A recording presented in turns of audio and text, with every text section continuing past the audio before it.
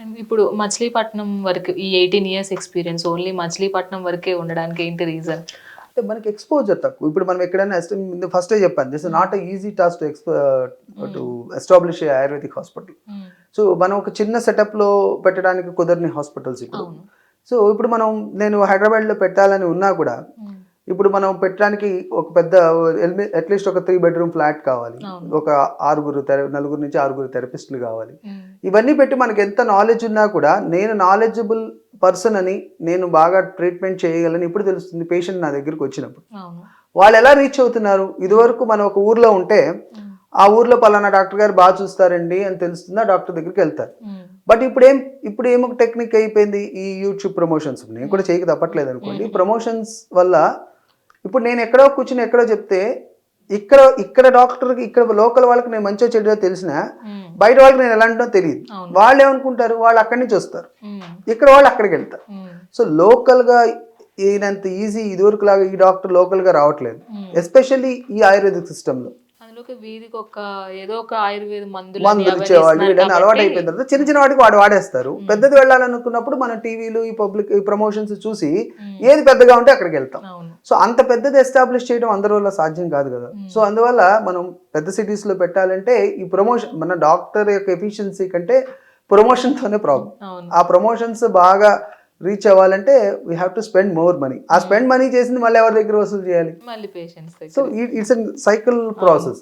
So కాబట్టి ఏంటంటే మనం అంత ఆ ఊర్లో ఉండిపోవడానికి కారణం ఏంటంటే because of this high expenditure schedule. Government నుంచి కూడా ఇంకొంచెం సపోర్ట్ ఉంటే ఇంకొంచెం అసలు గవర్నమెంట్ నుంచి సపోర్ట్ చాలా తక్కువ. మేము 2008లో పాస్ అవుట్ అయ్యాం. MD 2004లో I did my BMS completed. House surgeon కూడా అయిపోయింది. 2005లో I got my MD seat and 2008లో కంప్లీట్ అయిపోయింది. I think in 2007 or something we got some jobs. NRHM అని పడి దాని తర్వాత వాళ్ళనే మళ్ళీ రిక్రూట్ చేసుకున్నారు. అంటే 2007. At the time I had 28 years. మా మ్యారేజ్ కూడా నాకు బాగా గుర్తు, ఎందుకంటే ఆ సంవత్సరంలో మ్యారేజ్ జరిగింది. ఫైనల్ ఇయర్ ఆఫ్ MDలో ఉన్నాం. ఆ రోజు నుంచి ఈ రోజు వరకు మళ్ళీ జాబ్స్ వేయలేదు, జాబ్స్ తీయలేదు. సో 2025లో తీశారు. అప్పటికి నాకు 46 ఏళ్ళు వచ్చాయి. మాకు కట్ ఆఫ్ ఏజ్ 42. దగ్గర 20 ఏళ్ళ నుంచి అసలు 25 ఏళ్ళ నుంచి లేదు. సో ఇన్ని సంవత్సరాలు ఒక గవర్నమెంట్ జాబ్ రాకపోతే ఇప్పుడు ఏదో వేశారు, అది APPSCకి ఇచ్చారు, వాళ్ళకి ఇచ్చారు. సరే ఇన్ని సంవత్సరాల నుంచి మేము లాస్ అయింది మాకు ఎవరు పూడుస్తారు? ఇప్పుడు మనకి ఆల్రెడీ అవేర్నెస్ ఉన్న MBBS దగ్గర పేషెంట్స్ వెళ్తారు. మా దగ్గరికి రావాలంటే మా ఇండివిజువల్ కెపాసిటీ సరిపోదు కదా, గవర్నమెంట్ని సపోర్ట్. సో మనకు డాక్టర్స్ లేరు, ఉన్న వాళ్ళకి మన సపోర్ట్ గవర్నమెంట్ చేయదు. మనకి రీఎంబర్స్మెంట్ ఫెసిలిటీస్ కానీ ఇప్పుడు చిన్న BDS క్లినిక్ పెట్టుకుంటే చిన్న దాంట్లో ఇస్తున్నారు. సో వై కాంట్ ఆయుర్వేదకి ఎందుకు ఇవ్వరు? ఇప్పుడు మీరు పెట్టిన కోర్సులే కదా. ఇప్పుడు మేము we can assess in the degrees in the out side. ఒక డాక్టర్ ప్రొఫెషనల్ కోర్స్ అంటే 10లో 9 మంది సక్సెస్ అయితే ఇట్స్ ప్రొఫెషనల్ కోర్స్ అంటారు. 10లో ఒకళ్ళు సక్సెస్ అయ్యి వాళ్ళనే చూపిస్తే ఎట్లా? ఎక్కడెక్కడో బయట నుంచి ఇన్వెస్ట్మెంట్లు తెచ్చుకొని ఇక్కడ పెట్టుకుంటున్నారు కానీ ఇక్కడ ఉన్న డాక్టర్స్ ని ఎంకరేజ్ చేయట్లేదు. మేమేం తప్పు చేసాం? MBBS వాళ్ళకి ఇస్తారు, BDS వాళ్ళకి ఇస్తారు, మీరు పెట్టిన కోర్సేగా. ఇప్పుడు BMS అనేది మేము ఇప్పుడు కోర్స్ ఉండబట్టే మేము చదువుతున్నాం. బయటకు వచ్చిన తర్వాత ఆపర్చునిటీస్ మీరు ప్రొవైడ్ చేయరు, జనరల్ పబ్లిక్ అవేర్నెస్ లేదు. వాళ్ళు అవేర్నెస్ కల్పించాలి, బాధ్యత మీరు. యోగా డే చేస్తారు, యోగాకి ఆయుర్వేదానికి సంబంధం ఎక్కడుందో నాకు తెలియదు. అంటే ఇది కాంట్రా ఇండికేషన్స్ అవుతాయని నేను మాట్లాడలేకపోతున్నాం. నేను ఇంకా ధైర్యంగా మాట్లాడుతున్నాను. సో యోగా అనేది న్యాచురోపతికి సంబంధించి okay, one of the part of ఆయుర్వేదం, బట్ ఆయుర్వేదం కాదు కదా. సో ఆయుర్వేదానికి మనం ఏం చేస్తున్నాం? ఆయుర్వేదం డే, నేషనల్ ఆయుర్వేద డే అని సెలబ్రేట్ చేస్తారు. అసలు ఎంతవరకు తెలుసు అది ఎవరికి? ధన్వంతరి జయంతి ఎంతమందికి తెలుసు? ధన్వంతరి అసలు గాడ్ ఆఫ్ ఆయుర్వేద అని ఎవరికి తెలుసు? మనం పూజించాం. ఫాదర్ ఆఫ్ సర్జరీ ఇప్పుడు సుశ్రుతుడే, కానీ అది ఎంతమందికి తెలుసు? మన పిల్లలకు కూడా తెలుసు ఫాదర్ ఆఫ్ సర్జరీ. సర్జరీ అంటే అలోపతి డాక్టర్సే అనుకుంటాం. ఫస్ట్ ప్లాస్టిక్ సర్జరీ చేసింది మనమే ఆయుర్వేద సిస్టంలోనే. ఇప్పటికీ మాకు ప్రాక్టీస్ చేయడానికి అంటే చాలా మంది క్వాలిఫికేషన్ లేని వాళ్ళు మెడిసిన్స్ రాయొచ్చు, వాళ్ళకి అసోసియేషన్స్ వాళ్ళకి ఉన్నాయి, గవర్నమెంట్ సపోర్ట్ ఉంటుంది.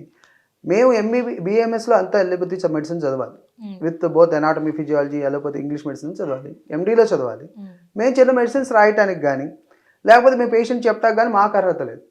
సో ఎలా ఈ పేషెంట్కి ఎలా ఎక్స్ప్లెయిన్ చేస్తాం? మేము చదువుకున్నదే ప్లస్ పేషెంట్కి మీరేమన్నా రీఎంబర్స్మెంట్ ఫెసిలిటీస్ కానీ ఇన్సూరెన్స్ కంపెనీస్ ఇస్తే ఏదో ఒకటి సపోర్ట్ ఉంటే ఇంకొంచెం బెటర్గా. ఇప్పుడు మీ కార్డ్ డిగ్రీ కదమ్మా, ఎవరో తెలియని వాళ్ళు మెడికల్ కంపెనీస్ పెడతారు, పట్టీలు కొట్టి వాళ్ళకి ఇస్తారు, ఆయిల్స్ రాసుకునే వాళ్ళకి ఇస్తారు, ఆయిల్ ఫార్మసీస్కి ఇస్తారు. ఫార్మసీస్ ఎంత పెరిగితే డాక్టర్స్కి అంత నష్టం.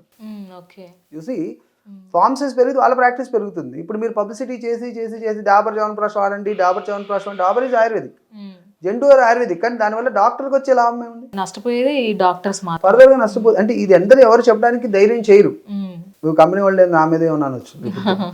ఏ కంపెనీ ప్రొడక్ట్స్ అయినా మనకు ఫార్మసీస్ అన్ని మెడిసిన్స్ తయారు చేస్తున్నప్పుడు ఒక ఆయుర్వేదంలోనే మనం ఒక డాక్టర్ దగ్గరికి కదా ఎక్కడికైనా వెళ్తే ఆ డాక్టర్ గారు రాసింది కాదండి, మా తాత ముత్తాత నుంచి వాడుతున్నారు, ఈ మందు వాడండి అని చెప్తారు. లేదా ఈ మందు వాడొద్దండి, మా దగ్గర మా మెడికల్ షాప్లో మందు వాడండి, లేదా ఈ కంపెనీ మందు వాడండి అని మెడికల్ షాప్ వాళ్ళు చెప్పేస్తారు, ఫార్మసీ వాళ్ళు చెప్పేస్తారు. బట్ అలోపతి డాక్టర్స్ రాసినప్పుడు అది చిన్న డాక్టర్ అయినా పెద్ద డాక్టర్ అయినా మందు మార్చడానికి ఎవరు సాహసం చేయరు. సో దాంట్లో ఆయుర్వేదం డాక్టర్ ఇప్పుడు ఆటోమేటిక్గా నష్టపోతుంది ఆయుర్వేదం డాక్టర్స్. కాబట్టి government has to take support ఇంకొంచెం బాగుంటది. నా సిన్సియర్ రిక్వెస్ట్ ఏంటంటే హాస్పిటల్ ఆయుర్వేదిక్ ఎండి చదువుకుని హాస్పిటల్ పెట్టారంటే please give insurance and reimbursement facilities. దానికి చాలా బోల్డ్ అని పెడతారు, NABH అని, నేషనల్ బోల్డ్ అని అన్ని పెట్టాలంటే మళ్ళీ ఎస్టాబ్లిష్మెంట్ చాలా అయిపోతుంది. అది అందరి వల్ల కాదు, అది దానివల్ల ప్రాబ్లం. మీరు BDS వాళ్ళకి ఎలా అయితే రీఎంబర్స్మెంట్ ఇస్తున్నారో, ఆరోగ్యశ్రీ ఇస్తున్నారో మాకు కూడా ఇవ్వండి. చిన్న హాస్పిటల్ ఇంకా కొంచెం కాదు, the ultimate beneficiaries are the patients. వాళ్ళు చేయించుకోవాలని ఉంటుంది డెఫినెట్గా. చాలా మంది పేషెంట్స్ చేయించుకుంటారు. నాకు 300 మంది ఫోన్ చేస్తారు, సార్ మీకు రీఎంబర్స్మెంట్ ఉందా, ఇన్సూరెన్స్ ఉందా. ఏం చెప్తాం గవర్నమెంట్? మాకు ఇంకా మనకి తెలంగాణలో ఉంది, మాకు ఆంధ్రప్రదేశ్లో ఇంకా మనకి రికగ్నిషన్ సరిగ్గా లేదు. దానికి మెడికల్ కౌన్సిల్ బిల్ ఒకటి ఉంటుంది దానికి. ఎప్పుడైనా అంటే ఎవరినైనా రీచ్ అయ్యారు అఫీషియల్స్ ని ఇలా ఏమైనా బోల్డ్ అండి. ప్రతిరోజు వాళ్ళందరికీ ఇస్తానే ఉంటాం. ప్రతిరోజు అసోసియేషన్స్ తరపున వాటి తరపు రిప్రజెంటేషన్స్ ఇస్తాను. అది ఇప్పుడు రీసెంట్ గా ఇంప్లిమెంట్ అయింది అన్నారు మొన్నే. ఇంకా ఫోర్స్ లోకి వస్తే ముందు మాకు ఇప్పుడు వరకు మేము హాస్పిటల్ పెడితే రికగ్నిషన్ లేదు. రికగ్నిషన్స్ లేకపోవడం వల్లే మీరు అడిగిన ఫ్రాడ్స్ అందరూ బయటకు వస్తాయి. ఎవడే చేయొచ్చు ప్రాక్టీస్. మేము 5 years తర్వాత దాన్ని మన రెన్యువల్ చేసుకోవాలంటే మాకు క్రెడిట్ పాయింట్స్ అని, సెమినార్స్కి అటెండ్ అవ్వాలని 5 years రెన్యువల్ చేయాలని ఉంటుంది. మాకు ఇంత ప్రాసెస్ పెట్టారు. ఏం చదువు రాని వాళ్ళకి మాత్రం ఎవరైనా ప్రాక్టీస్ చేయొచ్చు. ఇది ఎంతవరకు న్యాయం అనేది ఇబ్బంది అవుతుంది. మాకు ప్రాక్టీస్ చేయడానికి కూడా ఇబ్బంది అవుతుంది. Ultimate losses of the patients. ఈ కాంపిటేటివ్ వరల్డ్ లో నిజంగానే ఆయుర్వేదం ముందుకు తీసుకెళ్లాలంటే నిజంగానే కష్టమే. ఫైనల్ గా శుభకర ఆయుర్వేదిక్ హాస్పిటల్ గురించి అండ్ డాక్టర్ జి రంగనాథ్ గురించి పేషెంట్స్కి ఒక మాట చెప్పాలంటే ఏం చెప్తారు? Trusted ayurvedic hospital. నేను ఇంతవరకు ఎప్పుడు ఇంగ్లీష్ మెడిసిన్స్ అత్యవసరం అయితే వాళ్ళకి బయటికి పంపించి వేరే డాక్టర్ దగ్గరికి పంపించడం తప్ప నేను రాయను. But I did my MD. నాకు అలోపతి అలవాటు ఉంది, మనం అన్ని ప్రాక్టీస్ చదువుకోవాలి, అన్ని నాలెడ్జ్ ఉన్నా కూడా మనం MD ఆయుర్వేదం చదివినప్పుడు మనం అలోపతి ఆయుర్వేదం ప్రాక్టీస్ చేయాలి, సిన్సియర్గా ప్రాక్టీస్ చేస్తాం. సో పేషెంట్కి నేను చెప్పాను, పెయిన్ మాస్క్ చేయడానికి మాకు ఆయుర్వేదంలో వెంటనే పెయిన్ తగ్గించే మాత్రలు మన దగ్గర ఉండవు. అలా పెయిన్ తగ్గుతుంది, మేము వేరే ఊరి నుంచి వచ్చామని కంపెనీలు పెట్టి గుళ్ళో క్యాంపులు పెట్టి మెడిసిన్స్ ఇస్తే పైన స్టెరాయిడ్స్ని పౌడర్ చేసి దాని మీద మాత్రం మీద రంగేసి ఇస్తున్నారు. వాటి వల్ల వెంటనే తగ్గుతుంది. వాళ్ళు ఏమనుకుంటారు, ఆయుర్వేదం అంటే అలా తగ్గుతుంది కదా, వీళ్ళ దగ్గరికి ఎందుకు తగ్గట్లేదు అనుకుంటారు. అది నిజమైన ఆయుర్వేదం కాదు. వాటి వల్ల సైడ్ ఎఫెక్ట్స్ వస్తాయి. రేపొద్దున వేరే డాక్టర్ దగ్గరికి వెళ్ళినప్పుడు మీరు ఏం వాడారు అంటే ఆయుర్వేదం అంటారు. కానీ అప్పుడు అల్టిమేట్గా లాస్ అవుతుంది మేమే కదా. వాడింది ఆయుర్వేదం కాదు, ఇచ్చింది ఆయుర్వేదం డాక్టర్ కాదు. మా దగ్గరికి వచ్చినప్పుడు ఓపిక్గా, ఎస్పెషల్లీ మా శుభకర ఆయుర్వేద హాస్పిటల్లో మన అన్ని క్రానిక్, నేను ముందు చెప్పిన అన్ని డిసీజెస్ మనం ట్రీట్ చేసాం. వాటిలో అద్భుతమైన ఫలితాలు సాధించాం. ఎక్కడ ఇబ్బంది వస్తుందంటే ఫైనాన్షియల్ దగ్గరే. ఇది కాస్ట్లీ అఫైర్ అవటం ఒకటి, టైం టేకింగ్ ప్రాసెస్ అవటం ఒకటి, 2, 3 పెలటబిలిటీ. వేసుకోవటం కొంచెం టైం టేకింగ్, వేసుకోవటం కొంచెం చాలా జాగ్రత్తలు పాటించి చేయాలి. దానివల్ల ఆయుర్వేదానికి కొంత ఇబ్బంది అయిపోయినా మేము చేసే ట్రీట్మెంట్స్ ఎప్పుడు మేము సాధ్యమైనంత వరకు ఫెయిల్యూర్స్ లేకుండానే ప్రయత్నం చేసాం. అత్యవసర పరిస్థితుల్లో చెప్పాను నేను, ఏ పరిస్థితిలో మనం ట్రీట్మెంట్ చేయాలి, ఏ ట్రీట్మెంట్ చేయకూడదు అనేది కూడా అవగాహన ఉండటం వల్ల మనం సక్సెస్ఫుల్గా ప్రాక్టీస్ చేస్తున్నాం. పంచకర్మని ఇంకా ముందు తీసుకెళ్లాలని, ఈ హాస్పిటల్ ఇంకా బాగా అంటే ప్రజలకి చేరువ చేయాలని మా ప్రయత్నం. కానీ మెడిసిన్స్ పెరిగినంత కాలం మేము చేరువ చేయడానికి కష్టం అవుతుంది. బట్ సాధ్యమైనంత వరకు మేము ప్రయత్నం చేయడానికి ప్రయత్నం చేస్తాం. నా వంతుగా నేను నా శుభకర ఆయుర్వేద హాస్పిటల్ ముందు తీసుకెళ్ళడానికి ప్రయత్నం చేస్తాను.